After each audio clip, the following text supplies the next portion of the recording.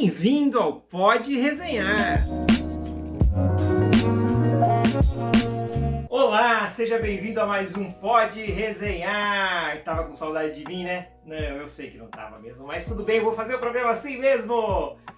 Semana passada eu não consegui fazer, por motivos aí técnicos e familiares, mas estamos de volta para o programa 101, hein? Quem diria? 101 programas e mais do que isso de resenhas, né? E hoje é dia do Batman!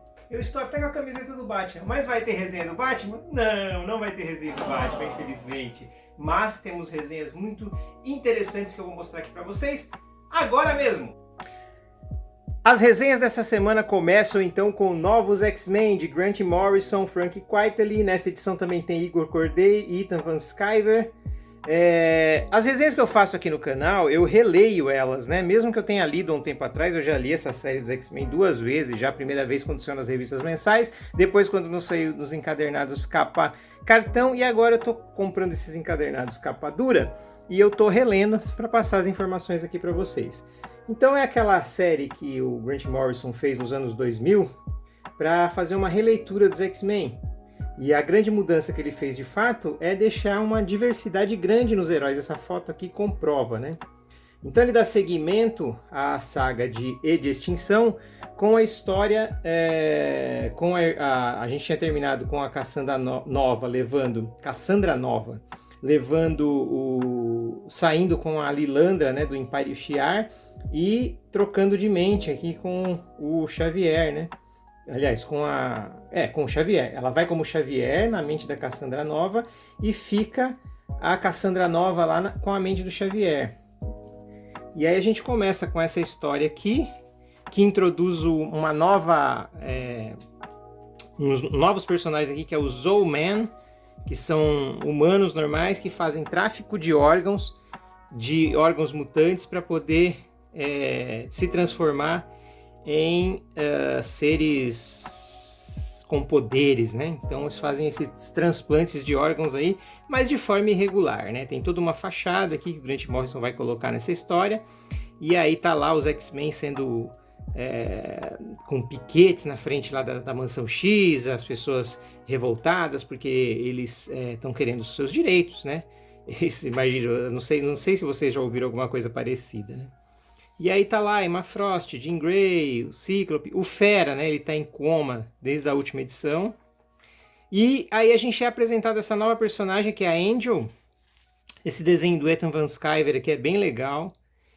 Ethan, né? Ethan.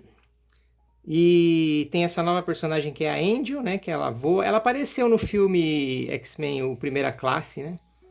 Essa personagem. Aí tem esse cara aqui que é o John Sublime, que é o cara que é o dono lá da corporação Sublime lá, que financia esses Zoomen aqui, que são esses caras aqui que fazem os... Na verdade, eles matam os mutantes e arrancam os órgãos, né? E ele fala que, na verdade, eles pegam de pessoas mortas e ele ataca os X-Men. Eu não vou mostrar... Eu lembro que, na época, o que me impressionou muito, porque era uma época que estava naquela transição ainda, né? De pintura digital... de pintura real para pintura digital, e me espantou muito essa luminosidade dessa lanterna aqui da bota do Wolverine, né? A pintura digital ela permite esse tipo de efeito, né? É bem interessante isso. Enfim, aí tem essa saga aqui com o John Sublime, eu não vou mostrar muito para vocês lerem também. Aí já entram os desenhos do Igor Corday, que são desenhos um pouco diferentes. E o desenho do Corday acontece um negócio muito curioso. Aqui, ó, vocês podem perceber que o desenho ele tá bem delineado, né? Ele tem uns traços fortes, assim. Ele estiliza bastante o traço dele, né? Tem um traço muito forte. Só que ele vai decaindo com a série, porque ele também é uma pessoa que demora para fazer os desenhos dele. A hora que ele teve que correr, o desenho dele ficou muito ruim. E aí ele foi muito criticado por isso. Mas eu gosto da arte do Igor Corday. Eu acho que a arte dele tá bem melhor naquele especial da Viúva Negra que saiu recentemente, que conta a história da nova Viúva Negra, né, na Marvel. Que é mais... Não é exatamente o que aconteceu no filme novo da Viúva Negra, mas as histórias são... As personagens, né, são as mesmas, né? E Helena Belova e tomando o lugar lá da Natasha Romanoff. Então aqui, ó, continua Geração Sem Germes, parte 3, que conclui essa saga. E aí nós temos a aparição aqui da Fênix. Olha que maravilha esse desenho aqui.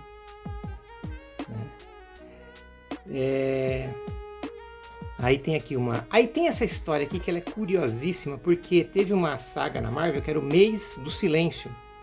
E aí todos os autores tinham que fazer histórias sem balões. E o Morrison fez essa história aqui com o Quite. Ele é muito legal. Muito mesmo. Ele deu uma roubadinha no final, que ele põe, né, ele põe um balão, 2 balões aqui no final da história. Mas ela é muito boa. Aí depois o Quite ele volta nessa história aqui da Cassandra Nova, dominando lá o Império Shi'ar. Tem de novo o Ethan Van Sciver aqui. Deixa eu ver o que mais que eu posso mostrar aqui. Ó, por exemplo, aqui, ó, o desenho do Igor Corday aqui, ele já está mais detonado. Ó. Embora seja bom, né? A narrativa dele é muito consistente, assim, a história... Tem muito do roteiro do Morrison, obviamente, né? Mas a narrativa dele é bem consistente, principalmente nas cenas de ação. Eu acredito que se ele tivesse mais tempo, mais prazo, né? Eu acho que os desenhos dele seriam melhores. Aqui, então, tá todo meio detonado o desenho do cara. E aí, por último, termina com o Frank Quitely, que é aquele desenho tradicional do Quitely, né? Que a gente gosta, pelo menos eu gosto, né? Eu sei que as pessoas têm algumas críticas contra ele. Mas eu não vou mostrar tudo aí para vocês lerem. E no final tem o roteiro daquela história sem balões. É bem interessante ver o roteiro do Morrison aqui, contrapondo os desenhos do Quitely. É bem bacana. Esse aqui é o segundo volume, né, que vão ser publicados em 7 volumes, toda a saga do Morrison. E aí a gente tem o outro volume que é o Novos Mundos. E aí é uma nova saga, onde os X-Men... Putz, essa história aqui, eu não lembrava dela, mas essa história é sensacional, sensacional. Ela fala sobre preconceito aqui, né? E, pô, eu não vou falar dessa história, não. Vocês precisam ler. Ela é muito boa, é desenhada pelo recém-falecido John Paul Leon. Tem o Shorn como personagem principal. Mas é assim, é sensacional essa história. Aí o John Paul Leon desenha essa outra história, aonde é apresentado o Fantomex. Esse personagem aqui, deixa eu ver uma... E aí de novo aparece a Fênix aqui, a manifestação da Fênix, né? E da Fênix Negra, né? Aquela manifestação a gente viu na Fênix Negra. É óbvio que ele é a Fênix, né? E o Fantomex, esse personagem aqui que aparece de forma misteriosa... E a gente descobre que ele faz parte do projeto Arma X. E o Morrison faz uma jogadinha aqui que ele fala que não é X da letra, é 10, é um algarismo romano. Então, tipo, Wolverine é arma X? Não, ele é arma 10, então já teve 10 armas. E aqui eles vão atrás da arma 12, que tá solta no metrô, se eu não me engano é de Paris, tá? Ou da Inglaterra, agora eu esqueci, de fato. Mas ela tá solta no metrô, e aí eles vão lá. O John Paul Leon desenha mais uma vez aqui essa história. Aqui, cara, os diálogos do Morrison na primeira edição eu achei meio rebuscados. Aqui já tá melhor, tá? Ele tem aqui aquelas piadinhas que ele sempre faz, né? Aquelas jogadinhas sarcásticas. Mas essa história aqui da Angel com o bico, cara, é uma sacanagem que essa menina faz. Mas enfim, é coisa de adolescente que ele mostra aqui. E aí ele começa com essa coisa do triângulo amoroso entre a Emma Frost, o Cíclope e a Jean Grey. O Morrison começa a fazer essa jogadinha. Aí tem uma história onde eles voltam para Genosha. E aí tem uma estátua do Magneto. Eles acham a Polaris lá. E aí tem uma gravação do Magneto falando para os mutantes. É muito legal isso aqui. E por último, apresentam mais uma personagem, que é uma personagem muçulmana que usa uma burca, que ela é a Pó. Fantomex aparece de novo aqui, e eu achei muito interessante essa personagem, né? Não sei se depois eles vão... que ela chama Soraya. Que eles vão utilizar a personagem novamente. Eu achei uma personagem muito interessante. E tem uma personagem muçulmana que aparece lá na primeira edição, no E de Extinção, que eu não sei se é a mesma. Quando a Cassandra Nova destrói Genosha, aparece essa personagem aqui. Então, recomendo aqui a fase do Grant Morrison nos X-Men. ainda esse aqui é o volume 3. Eu vou ler até o 4, que é o que eu tenho. E conforme eu for comprando, eu vou lendo para vocês. Agora eu vou falar um pouquinho aqui do nosso último entrevistado no Pode Entrevistar, que foi o Thiago Ossos Tortos. Vou falar de 3 obras dele. Uma é Kombi 95, onde ele pega aquela história que na década de 90 todo mundo conhecia dos palhaços assassinos, e que tinha a lenda de uma Kombi com palhaços que sequestrava as crianças para roubar órgãos. Então ele pega, e é legal como começa isso aqui, porque começa com uma visão em primeira pessoa do cara se pendurando no balanço de uma árvore, que isso aqui era coisa que na periferia todo mundo já fez. Todo moleque de periferia já fez. Isso aqui tem muito da cultura dos anos 90. Cara, é muito legal isso aqui. Você vai ter muitas, revista de banca, Adriane Galisteu, aí tem revista pornô aqui e tal. O negócio da gangue dos palhaços e não sei o que, né? E aí ele vai colocando todas essas... Tamagotchi, aliás, isso aqui é o Teletrim, né? Não é Tamagotchi, é Teletrim, mas vai ter um Tamagotchi aqui também. Ficha, Orelhão. Então tem MTV, Doug, tem um monte de coisa dos anos 90. Wayne's World, né? Quanto mais idiota, melhor. Tem toda uma... Os caça-palhaços com bosas assassinas. Então, tipo assim, tem umas... referências muito fortes aqui aos anos 90, que quem viveu os anos 90, principalmente na periferia, vai se identificar muito com essa história, tá? E o desenho também é bem legal, o desenho bem vivo, assim, com umas cores marcantes e com uma narrativa muito legal. A narrativa do Thiago é muito boa, né? Então, Kombi 95. Depois ele lançou esse aqui, que é Mijadra. Mijadra é um prato que esse cara aqui, que é o Azani, ele faz aqui na história. Também é uma história final, virada de século aqui.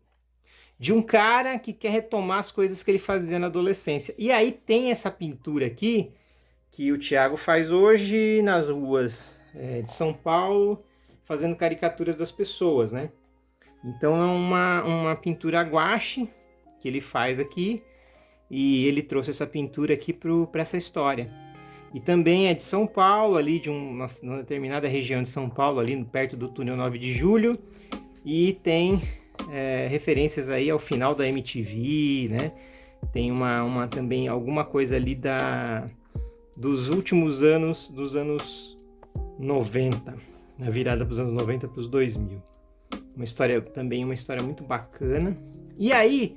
A melhor que eu li até hoje aí do Thiago, que é essa daqui, que é Os Últimos Dias do Xerife. Que essa história aqui é uma história biográfica, né? Ele conta, pela visão do Thiago, a história do pai dele. E dos últimos dias do pai dele, que estava doente e acabou falecendo.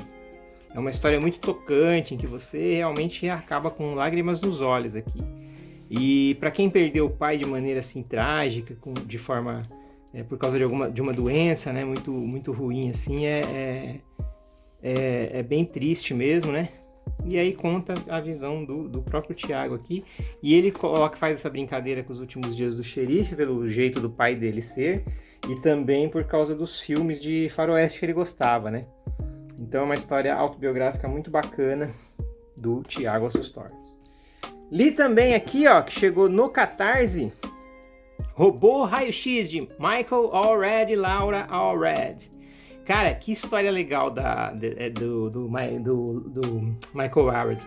Cara, é uma história sobre viagem no tempo e realidades paralelas aqui. Na verdade, não é viagem no tempo, são realidades paralelas, tá? Eles viajam aí no espaço-tempo, mas em realidades paralelas. E é uma história muito louca, assim, né? Aquelas histórias que o Mike Allred gosta de fazer. Tem o desenho tradicional dele, que todo mundo já conhece, né? O desenho dele, o Mike Allred é aquele desenhista que todo mundo vai reconhecer. Agora, o que chama atenção nessa HQ mesmo, inclusive foi premiada com o Eisner, né? É a colorização da Laura Allred. Puxa vida, que colorização bem executada. Olha só, as cores estão sempre nos lugares certos, né? São cores vibrantes quando tem que ser.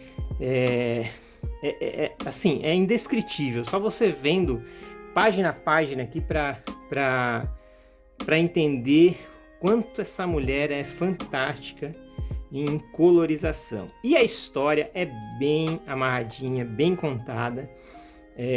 mesmo por ter essas realidades alternativas aqui, geralmente essas tramas são complexas, não deixa de ser complexa, mas você vai entender, tá? É uma história bem bacana sobre a criação desse robô, a tentativa, e tem várias homenagens aqui, tem homenagem ao Osamu Tezuka, ao Quarteto Fantástico, aos Desafiadores do Desconhecido, você vai conhecer vários cacuetes aqui de histórias que você já viu, né? E aí no final tem uma grande galeria de artes aqui aqui ó, tem muita referência à música que o Allred coloca, tem essa parte aqui de 3D, que dependendo do apoio que você fez, vai ter um óculos 3D. Tem aqui as capas também reproduzidas, ó, novamente. Aliás, tem várias reproduções de capas aqui, né? E tem um pós-fácil, que é do Márcio dos Santos Rodrigues, que o Márcio dos Santos, ele é um dos tradutores aqui da Script, né? E as traduções dele são muito bem feitas. E aqui ele faz um texto contextualizando toda a criação do Michael Red, né? E tudo mais. Então, é interessante a leitura desse texto aqui, viu, gente? Não leiam só os quadrinhos. Veio com esse marca-página aqui. O meu óculos 3D não chegou, mas eu entrei em contato lá com a Script, eles foram muito solícitos, vai chegar. E quando chegar aqui, eu acho que eu mostro para vocês aqui o óculos 3D e as páginas em 3D aqui. Eu acho que não sei se vai ficar legal fazer isso na câmera, mas eu vou tentar. Vamos ver, né? Robô Raio-X já tá na Amazon, viu? Quem não apoiou no Catarse pode estar comprando lá na Amazon. Li também o Che, a biografia do Che Guevara, romanceada, né, pelo Osterheld, Alberto Breccia, desenhada por Alberto Breccia e por Ernesto Breccia.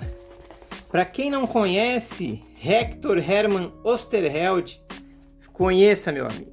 Conheça, porque é um autor, um roteirista assim espetacular. Essa história, ela não é assim dada para você de mão beijada. Tem aqui uma abertura do Guilherme Boulos. O Thiagão tá conseguindo uns caras aqui, hein? Guilherme Boulos, velho, fez a abertura. E uma do Henrique Breccia, escrito em 2017, que é o filho do Alberto. E aí começa, ele é feito por capítulos assim, não é linear também. Tem aqui ele na Bolívia, que isso daí já é a última etapa. E as ilustrações, elas não são aquelas ilustrações muito claras, né? Elas são nas sombras, assim, meio escondidas. Elas te dão uma certa agonia na leitura, assim, até porque você sabe o que está rolando aqui, né? Então eu acho que elas ajudam a compor esse clima da guerra, da guerrilha, né? Que a HQ mostra, né? Porque ela mostra exatamente a guerrilha. Aqui, ó, nessa parte, Ernestito, tem uma polêmica aqui desse quadro branco, porque na primeira edição da Conde saiu aqui a certidão de nascimento, né, do Ernesto Guevara, que é o Che Guevara, e nessa edição não saiu, mas o Thiago explicou lá que eles se basearam em edições mais recentes que tem essa página desse jeito.